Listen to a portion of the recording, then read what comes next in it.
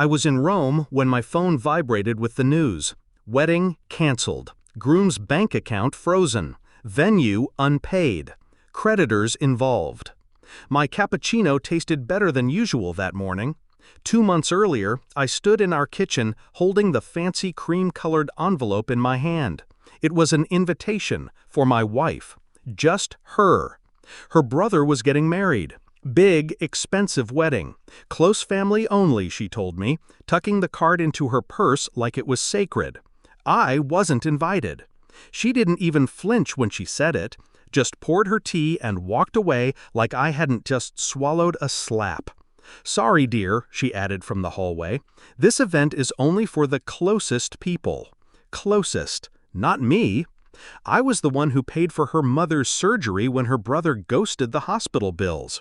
I helped her dad rebuild his garage after the fire.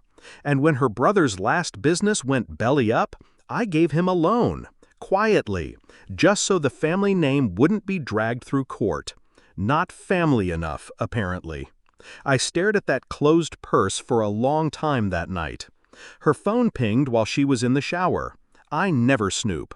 Until I did. A message thread between her and her brother. I scrolled. I told him he's not invited. He took it well. He's clueless. Good. We need this event to be clean, no weird tension or his boring energy. Exactly. He won't even be in the pictures. He's not really one of us. They laughed, in text, in emojis. Something inside me snapped and then reformed. Colder, smarter, quieter. I didn't confront her. I smiled more, actually, played the dumb, gentle husband, the one who takes the hint and doesn't make a scene. And while she was planning dresses and makeup, I was planning something else. I'm a financial analyst. Her brother? An impulsive investor with poor discipline and worse luck. For 2 years, I had helped clean up his messes, off the record, quietly. He trusted me with his accounts, his passwords, his digital trail. He thought I was the kind of guy who forgave family. He was wrong. First, I stopped protecting him. Then I started tracking everything. The shell companies, the unpaid taxes, the illegal crypto sideline he thought was invisible. I built a dossier so clean, so precise, it could prosecute itself. And then I waited. Waited for the wedding to get close. Waited until they had dropped deposits, invited VIPs, and published wedding announcements. Then I pressed send.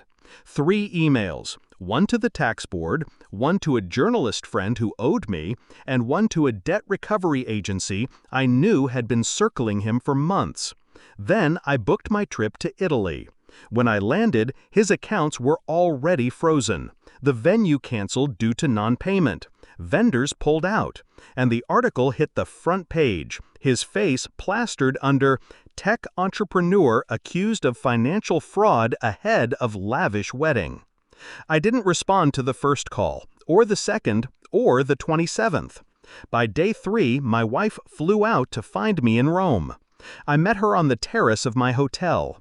She looked like hell, smeared mascara, desperate eyes, trembling fingers. "They're ruining us," she hissed. I sipped my espresso.